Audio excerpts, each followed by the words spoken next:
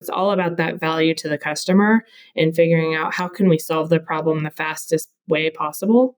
And then how can we train our technicians to be more like energy engineers? And how can we train our energy engineers to be more like technicians? Hey friends, if you like the Nexus podcast, the best way to continue the learning is to join our community. There are 3 ways to do that. First, you can join the Nexus Pro membership. It's our global community of smart building professionals. We have monthly events, paywall deep dive content, and a private chat room, and it's just $35 a month. Second, you can upgrade from the Pro membership to our courses offering. It's headlined by our flagship course, The Smart Building Strategist, and we're building a catalog of courses taught by world-leading experts on each topic under the Smart Buildings umbrella. Third, and finally, our marketplace is how we connect leading vendors with buyers looking for their solutions. The links are below in the show notes, and now let's go on to the podcast. Hello and welcome to the Nexus podcast. This is the next episode in our series diving into case studies of real-life, large-scale deployments of smart building technologies.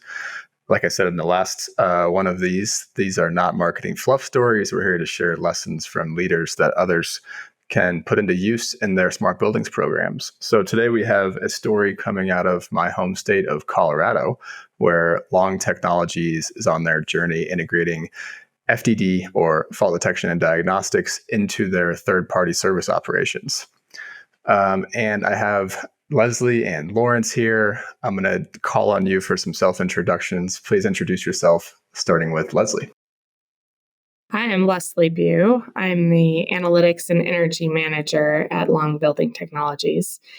And I have been working as an energy engineer and doing a lot of troubleshooting and optimization of HVAC systems throughout my entire 20 plus year career. And I've really focused on building automation systems and scaling what it is that I want to do is where my passion is and why I'm at Long Building Technologies.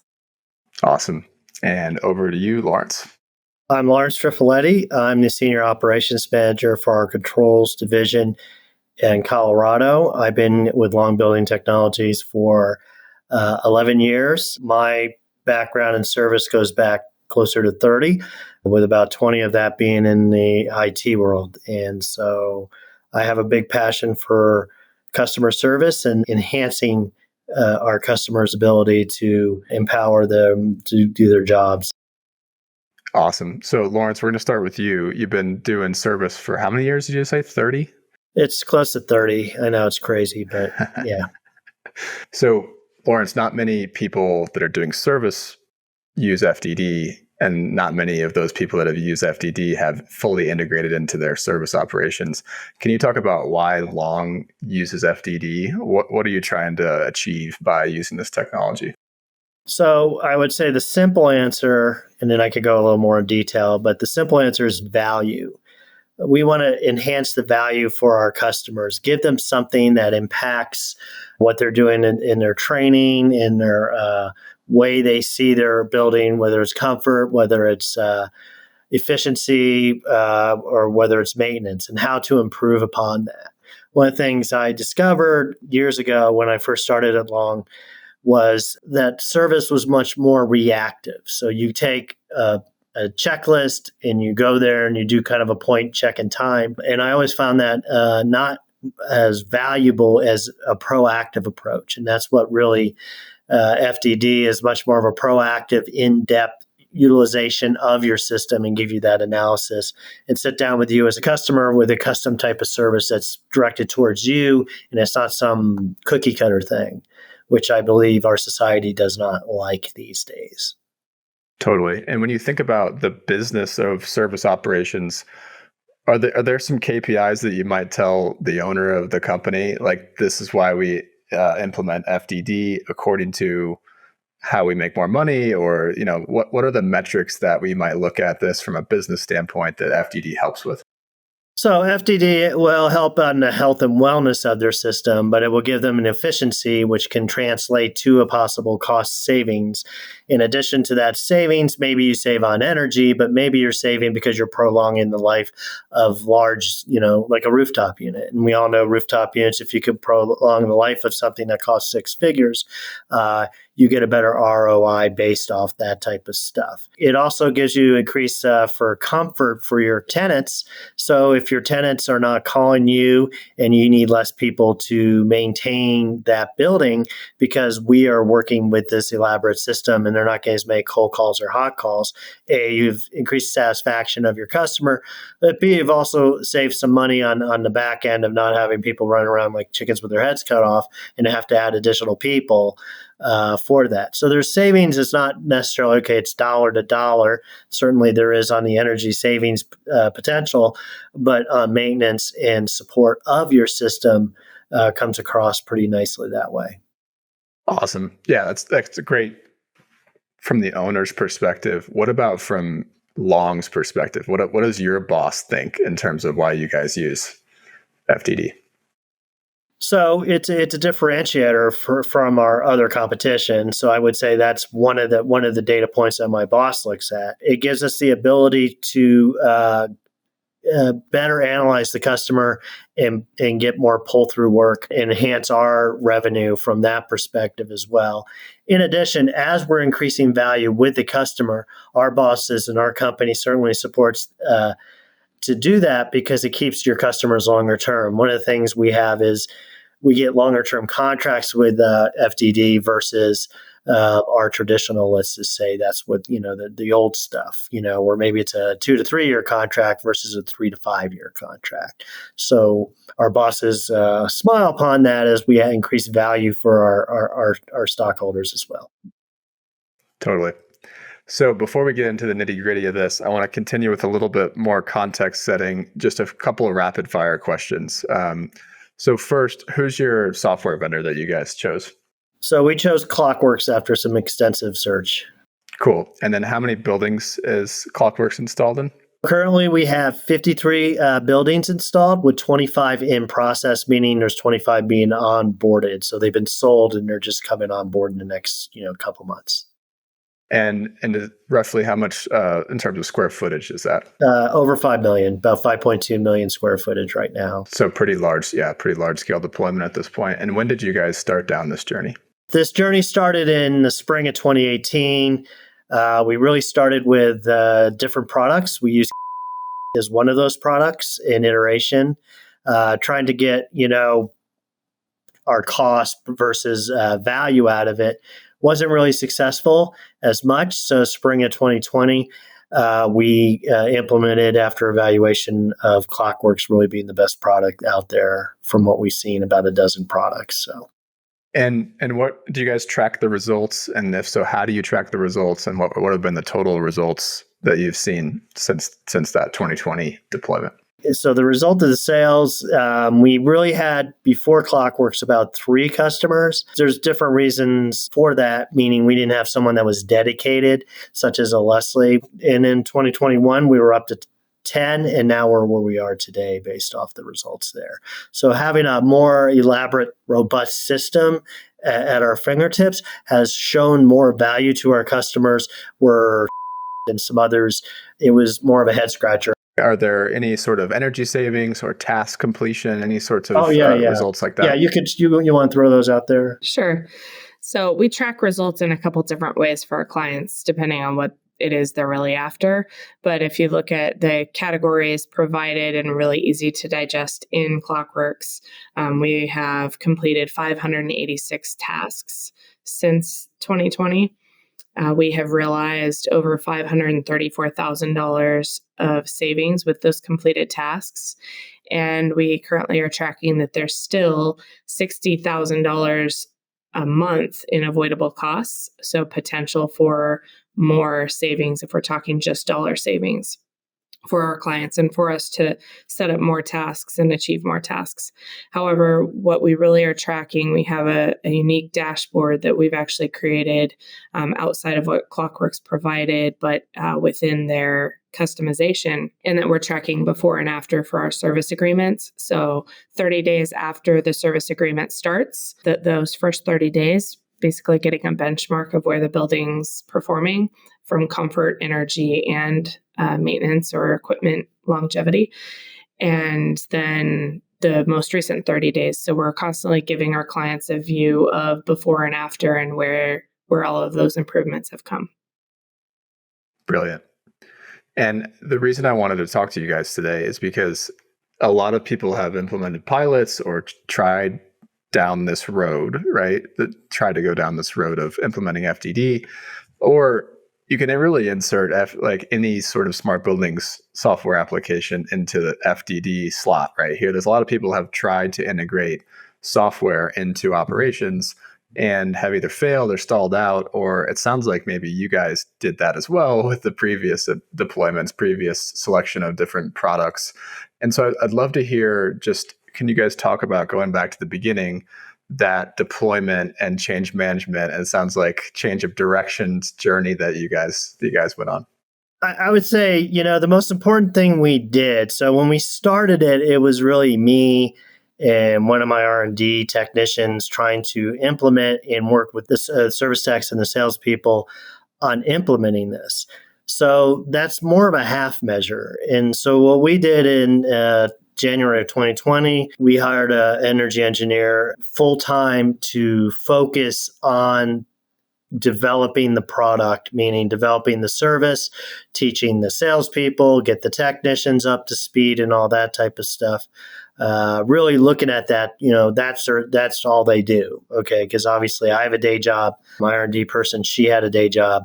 And so it was, what I would tell people, is you can't half measure it. You really have to put some investment time and money, meaning put a person in there to develop the product, the content, find the right information.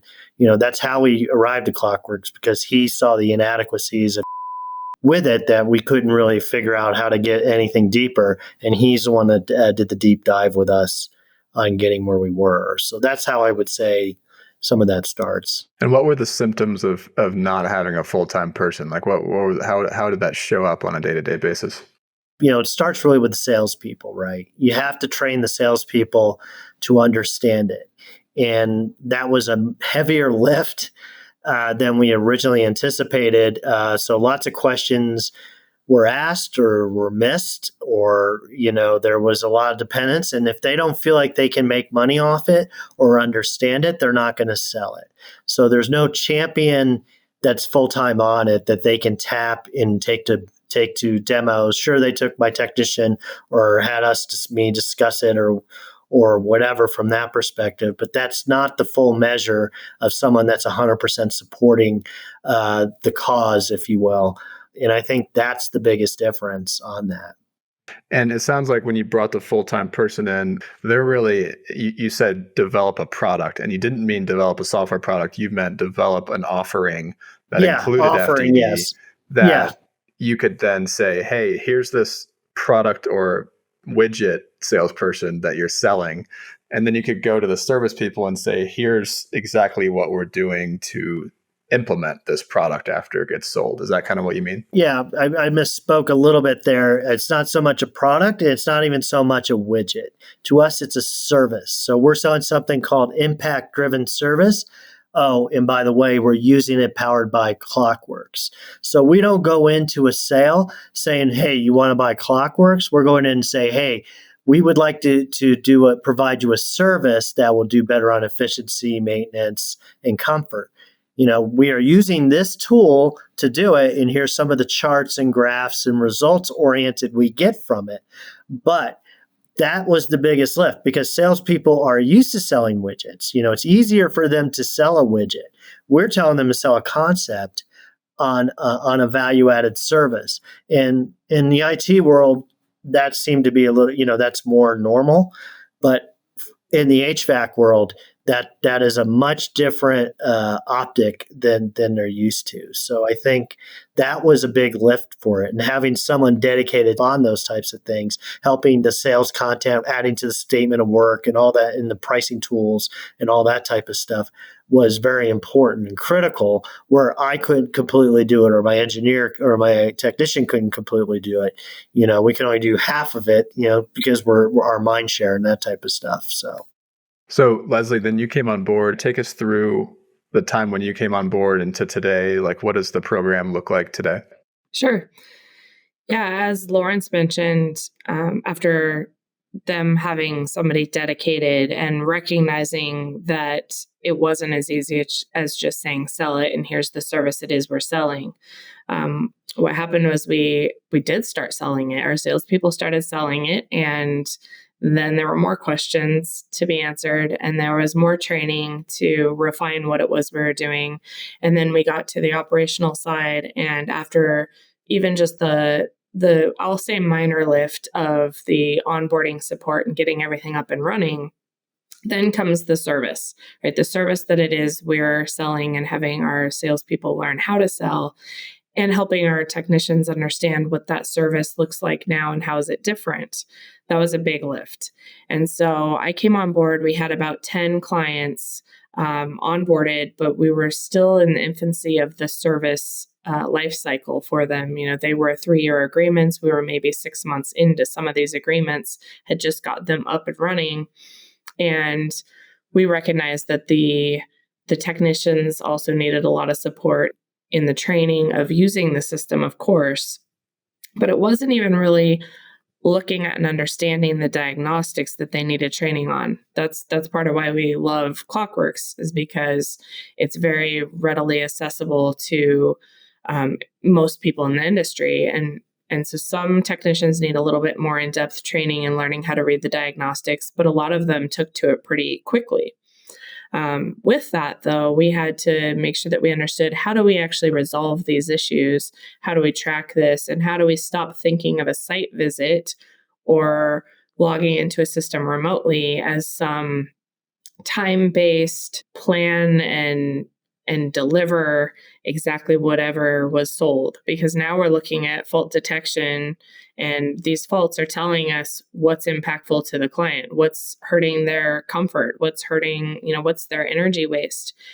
And so we had to kind of transition from this mindset of, I need to show up on site. This is the day I'm showing up, but I'm just going to do whatever the client said they needed me to do and go through my checklist. And instead, we had to spend a lot more time prepping and discussing the issue, and then talking about how we were going to consult the client about what we were recommending they should do based on what the fault detection and diagnostic system informed us of. So once I was on board and started noticing some of the operational challenges, and then went back to redo some pricing models based on feedback, right? Based on the data, based on seeing what was working for clients, what was working for our technicians, what were our salespeople selling versus what we thought that they were selling. And we had to take that feedback and revamp a little bit. A couple times now. It's a continuous iteration, really. Our technicians were used to doing things a certain way. They were used to consulting with the client in a little different way, and were a little bit hesitant to step up and say, I know this building, I know what's going on, I can see the fault detection and diagnostics, and it helps me to understand it. And here, let me explain what I think would be really helpful for us to cover for you. And balancing the time that they have on site and the way that they used to do things with this new concept was really challenging. And so instead of having technicians say, yes, I'm really excited for this new challenge and I can grow in my career, we had some that were really frustrated with the large change. They felt like a lot of it was kind of put onto their back, and they were having to manage all of these new processes and new communication. And some didn't feel comfortable with it. And others feel like, they're already doing a really good job, and they are.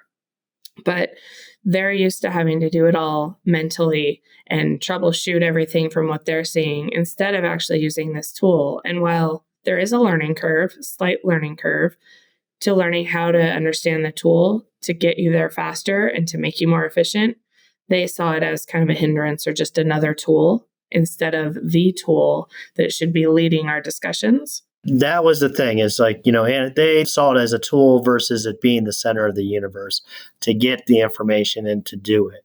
The paradigm shift and the change, it's hard for people. And I think technicians who are a little more conservative in what they do and used to the way things are done, as Leslie stated, they know the customer's back of their hand and they love this or that or the other thing. Is it's hard.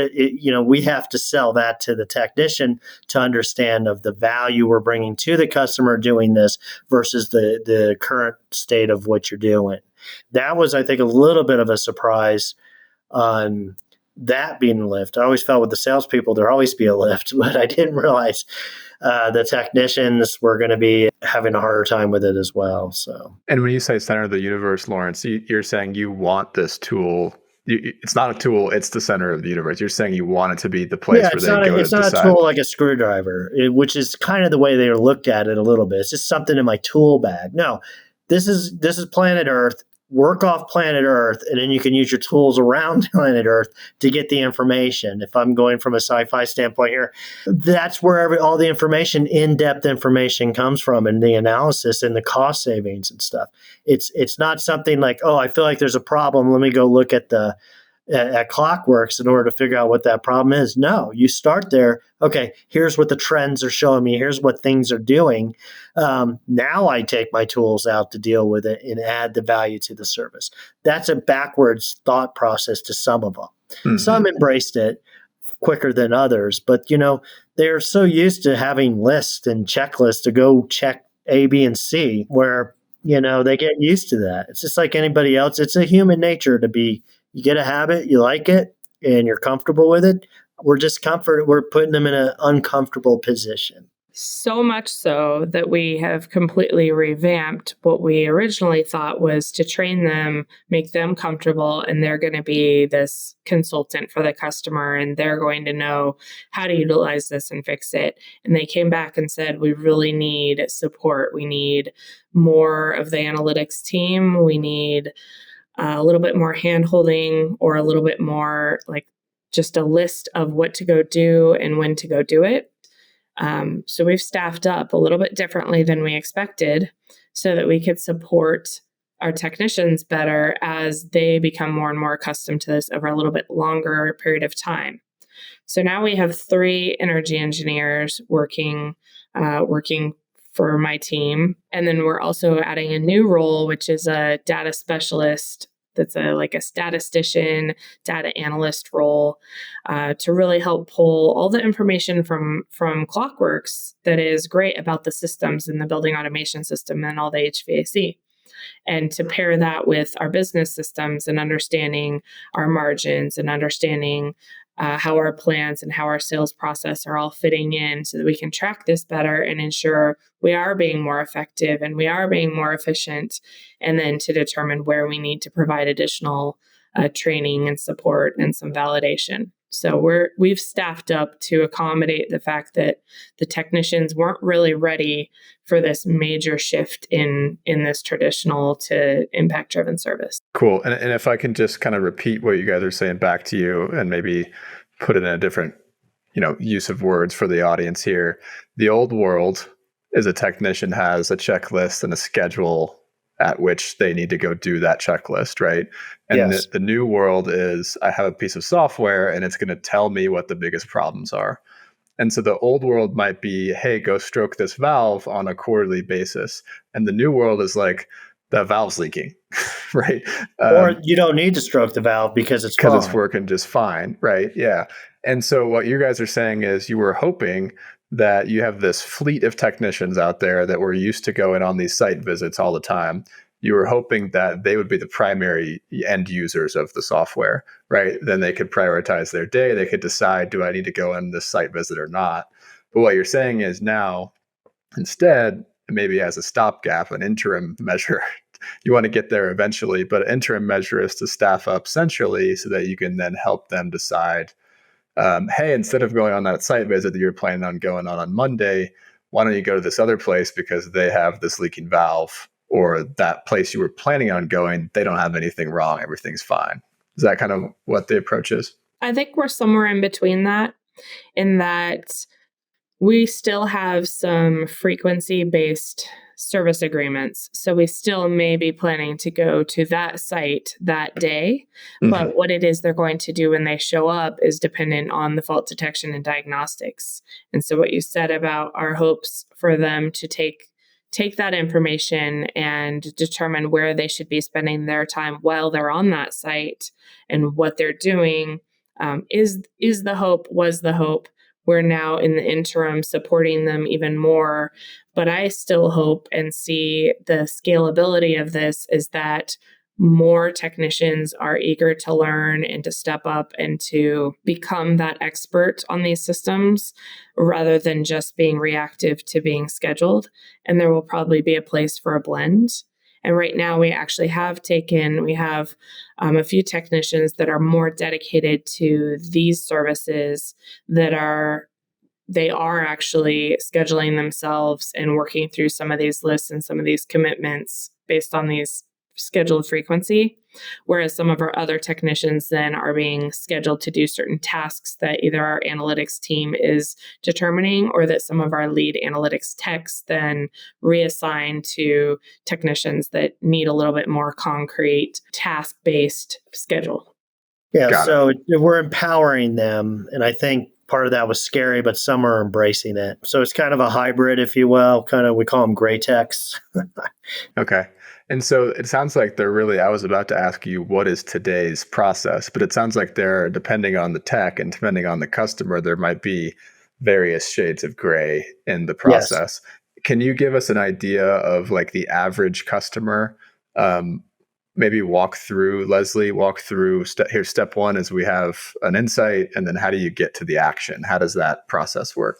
Yeah, so the today kind of average process that we have is more contractually based and more results driven, solution driven. And so what we're doing is we have determined the in-scope items, if you will, are those low cost and no cost troubleshooting or optimization, set points and deadbands and tuning loops and setting schedules and some of those things that we know we can accomplish quickly and effectively. And then we have the bigger troubleshooting concepts that maybe are things that are kind of outside of our agreement. And we'll sit down with that in mind with the client, and we'll pull up the fault detection and diagnostics platform with them. We'll look through the dashboards, and we'll point out the things that we have been noticing, the big things that we think this client specifically, because we know them, they're going to be most impacted by, or the things they're most concerned with. And we'll bring up maybe a handful of faults that are happening or opportunities that there might be. And then we'll ask for their feedback about what other things they may have noticed that we should look up and see, may not be something that we thought was important to them, but it's really important from a comfort perspective in a certain room or something for them. And so from that discussion, then we basically agree to, let's say, 2 or 3 items for them to have us proceed on for our next scheduled visit, which it might be that we're having this discussion the same day, or it might be that in a few days, our technician's going to be dispatched and we want to have an idea of what it is they're going to be working on and what the client really wants. And so from that, we maintain some level of agreement with the customer about which are the tasks that are most important to them. Some clients don't care to partake in that conversation. They say, nope, you're our experts. We trust you. Let us know, what you do. And then others that are very involved in that process. And then from there, we determine, well, how much time is really needed? How much time can we estimate that this is going to take for our technician while they're on site? Or some of our site visits are actually not on site. They are remote visits because we can do so much more now remotely with the information we have. We don't have to always dispatch a technician depending on our agreement. And then from there, the technician handles the visit. They have, let's say, 3 tasks assigned to them through the Clockworks platform. And that may also include some traditional device support tasks from a controls perspective, things that need to be done anyway, like upgrading software to the latest license, and some of those we're tracking along with it. And then after their visit, then there's follow-up from the analytics team as well. Depending on the technician, some technicians are able to follow up and determine that their solutions really fix the problem. And then sometimes it will be turned back over to our analytics team to verify that what we said we'd do, we actually got done, or do we need to redispatch? Was there something that we need to go back out for or hop on remotely for to finish that and then close the loop with the customer in time for whatever the next scheduled visit would be. Follow up on what issues we addressed, I think, is critical, and I think it should be emphasized because that's a big difference. When you're doing the traditional checklist, you do it and you move on for the most part. This is, all right, did what they did work, make it better, worse, or the same? So we have that follow up, and we have tools that can help us check on that follow up as well. Can you talk a little bit more about how you're tracking those metrics? Yeah, absolutely. Just as Lawrence was saying, we're looking at the scores that are directly coming out of Clockworks, and we're looking at over time how those scores change. And so we can track that, we knew about a fault and we initiated a task on a certain day, and then we can track when that task was intended to be completed, or essentially when the technician has said, I've done what I needed to fix this problem. And so at that completion date, we're looking at these scores and we're seeing, did we actually see the scores improve at that time? Did they improve all the way? Did the faults go completely away? Or did the faults get better, but maybe not completely be resolved? Or did we fix let's say a comfort issue, but cause an energy spike because we've gone too far the other way? And we want to be very diligent and provide that enhanced value for our clients. And so that's really important to us. So through that journey of tracking those things, using that data and understanding that data has really helped with our business in that we can see we have some clients that have very robust facilities teams, and they call on us for some spot maintenance or projects, and they didn't really necessarily want service. And so we, in certain cases, sold this as more of a product with very limited support. And one key takeaway that we found was actually that the clients that we're servicing, we were able to track that we had results of 76% of the task resolution that we tracked had improvements, meaning it was either all the way fixed or the task was partially fixed. And only 24% of those items had either no change or got slightly worse, or like I said, a trade-off between, let's say, comfort and energy. Whereas some of our clients that were utilizing this tool without us, we actually saw a pretty dramatic difference in results where we saw with one particular client, 27% improvement in the task they had completed, and 73% of the items that they were completing, and they had lots of tasks being completed, either had no change, so no improvement, or they got worse. So that was very eye-opening for us internally, but also enabled us to have a really good conversation with the client, and we determined together that it probably makes sense to have us provide additional service support. And some of those clients that started out thinking, we can do it ourselves, really found out quickly they could not. Okay. So giving that value, and we can provide that value based off that. I think that's kind of a long way for some of our bigger clients because they have, like Leslie mentioned, bigger staffs, so they figure they can handle those types of things and those incidents. What they quickly find out is, well, they don't necessarily have the expertise or the ability to garner what's good and what's bad type thing. Yeah, and what you guys have done is built up I see them as two kind of separate processes. One is the analytics team, like you said, Leslie, and the other one is getting the insights from the analytics team into someone's hands that can go actually fix it. And the first one that I just described, I consider that like the super user playbook. Like if there were a playbook, there's a super user playbook.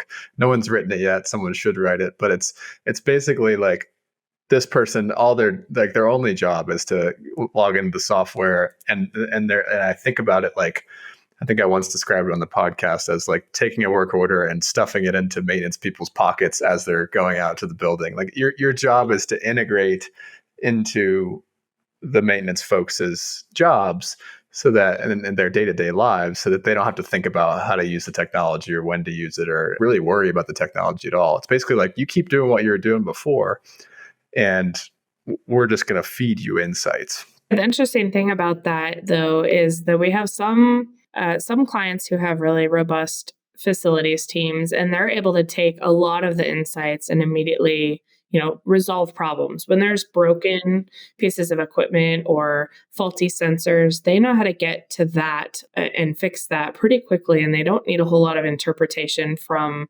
what Clockworks tells them. And that's why we love Clockworks. And so it really is just certain opportunities, and it's not so much understanding what's wrong, but understanding how do I fix it? How do I write programming or change the way the whole program works to alleviate these issues, or understand that 3 different things, like a boiler short cycling with a load delta T, and then an issue where it's not following the reset that was expected in the sequence of operations, tells me, oh, we need to change the way we're doing our hot water reset. But some of those insights from people who haven't spent their career understanding how the system hierarchy works together, that's a little bit of a tougher lift to actually get the impact of that. And that's where we're training our technicians. And a lot of our clients don't have maybe that full capability, even though they can use all those quick hitting faults that are obvious, and they can turn that around right away without that, I guess, centralized system as well. Yeah, but it's your analytics team that's taking that insight and turning it into action in a way. Even though, like you said, the software, if it's a good FDD product, it can give you an action. But you're saying there's maybe even an extra layer here that your team does, that it seems like it's really important, even if a customer can go change out a valve or whatever. It's still a little bit of diagnosis that needs to be done sometimes. Yeah, one of the added benefits, I guess, is, based off the data and the results we get on this, we can actually see for our employees, our technicians, where their weaknesses are and how to shore that up. Something that you get, quantifiable with all technicians, not all, but a lot of them, they think they know everything and they're going to be the expert of all. But I think metrically we can see where, okay, you need a little more training here or a little more help here. Because again, it's not off a checklist. You got to be a lot more savvy of understanding a little more of the big picture. And I think in the long run, we see ourselves having technicians that are much more broad-based because of this. And so we see some of the evolution of some of them that are already growing into that. What do you mean by broad-based? And let me add to that, what do you also mean by the ability to sort of track a technician's effectiveness? How do you do that?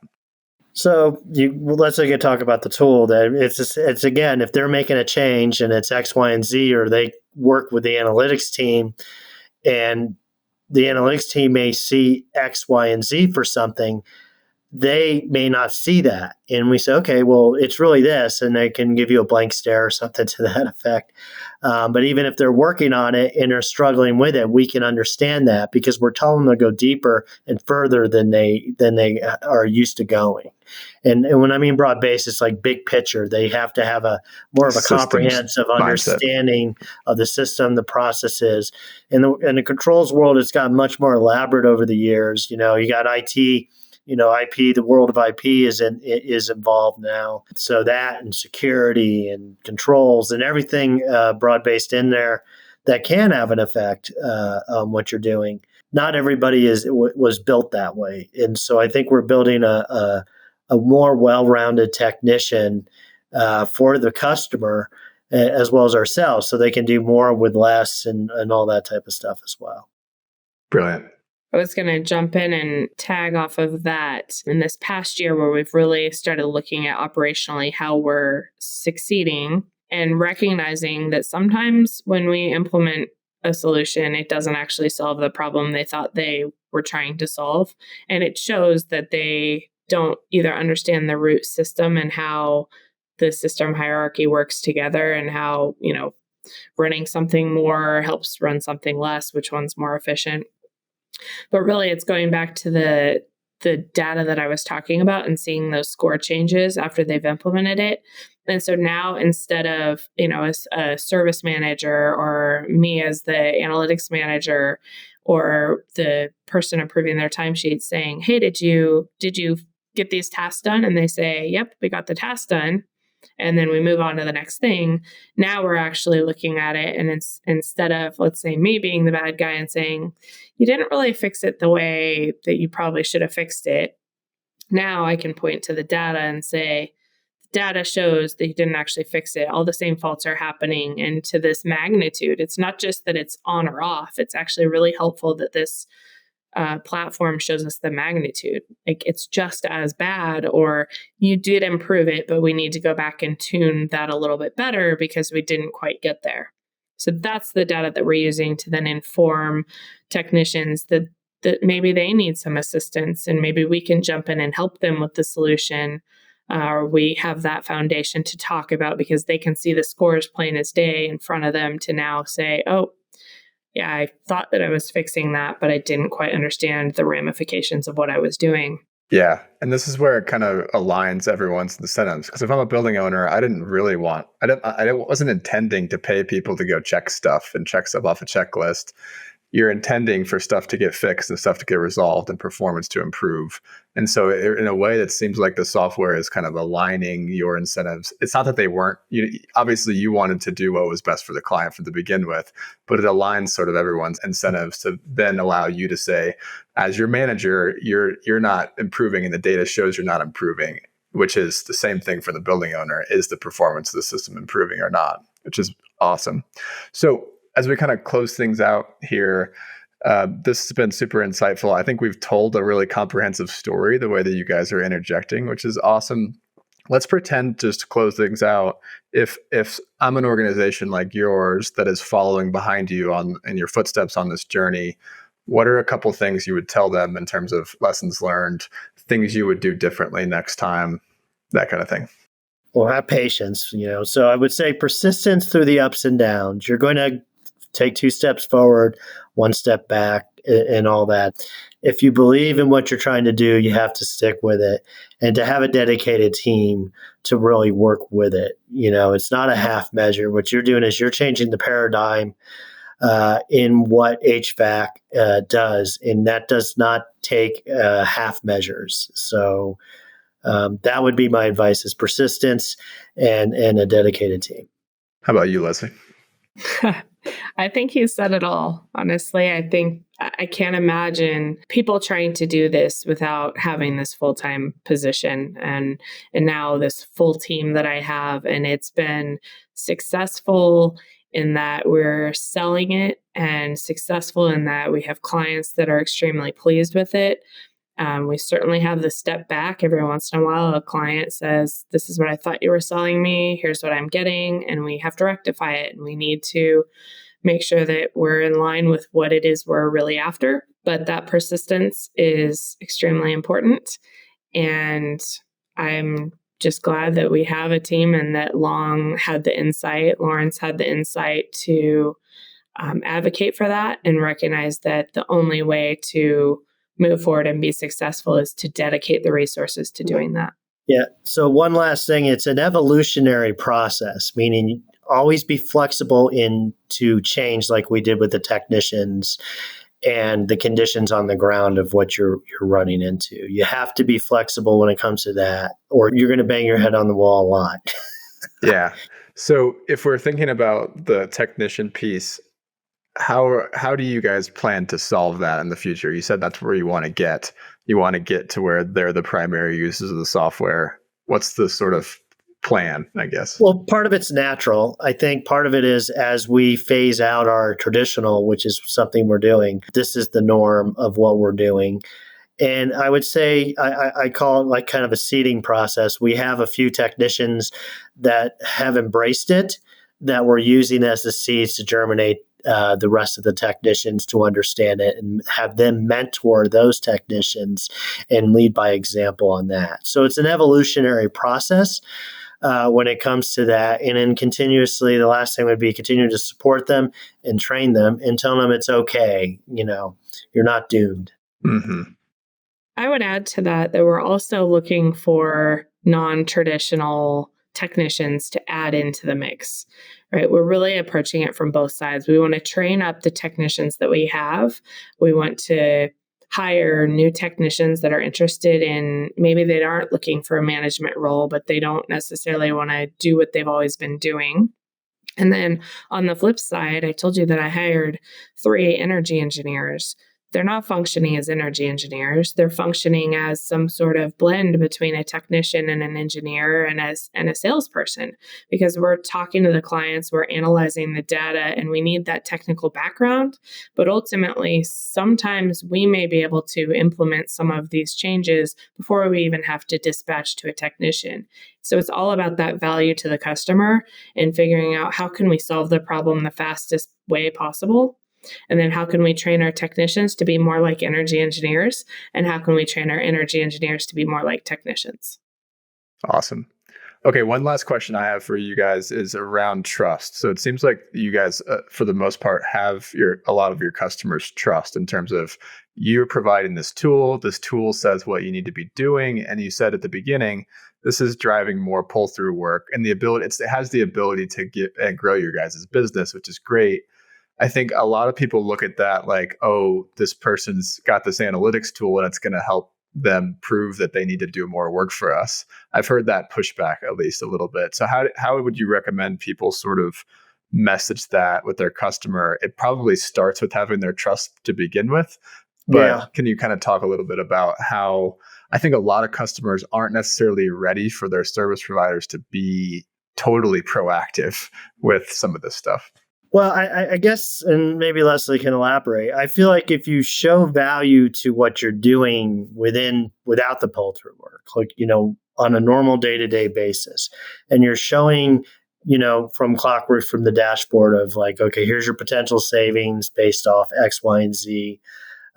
Here's all that type of metric, you gain their trust. And then when you come to something that's possibly out of scope, and they're used to some stuff out of scope anyways, they're more readily have the ability to accept that. And it's trust in our technicians and our team is a big part. Yeah, I'd elaborate. Lawrence mentioned what's included and what's excluded. And I mentioned that earlier too. We really did have to define and make sure that our technicians and our clients understand what are we including in our service and then what's kind of outside of that. So we are not intending to grow this by just bringing in more pull-through work. In fact, in a lot of cases, we're selling this to say you shouldn't have to call us for all of these service calls. We want to proactively find them and resolve them so that you're not constantly having the hot calls and cold calls. So we're including a certain scope. And if we're taking care of those items and then we can prove, right, we can show the results with these metrics and say we have improved these different tasks. And here's how you can see that the scores have gone down. And there's this third-party software that's able to actually show that we're doing what we said we were going to do. That's a huge part of gaining their trust and showing that while we're on site or looking at it remotely, and implementing these solutions, we're really solving the problem.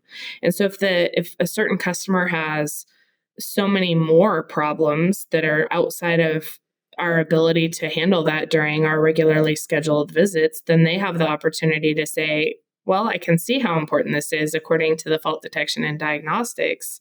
So I do want to pay you to come do this. And other times they can say, yeah, I see it's something we can work on, but it's not that big of a deal to me. Let's do it at your next scheduled visit. So like Lawrence said, if we're doing what we said we'd do during our service agreement, then we earn their trust to do more outside of the agreement when and if they are ready to do that. And the third party platform then proves to them that we're doing what we said we do, or shows us when we're not, so that we can rectify the situation. And my one other comment on what you said, what you asked about why we're doing this and what this value is, it really is all about scalability more than just more pull-through work. It's about us doing more for the client in the same amount of time, or doing the same amount for the client in less amount of time, so that we can handle more clients and grow our business and grow our base without just adding more and more people to it. Totally. And just selling hours of time. Right, because technicians and energy engineers aren't exactly growing on trees these days. Yeah, that's exactly what I was about to say. And it takes a very long time to get technicians. They're like an oak tree. It takes a while for them to become, a full tree. So it takes a while.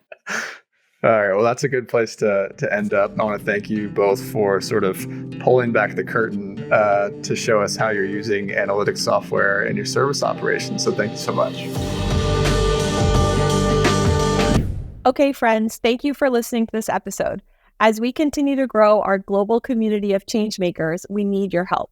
For the next couple of months, we're challenging our listeners to share a link to their favorite Nexus episode on LinkedIn with a short post about why you listen. It would really, really help us out. Make sure to tag us in the post so we can see it. Have a good one.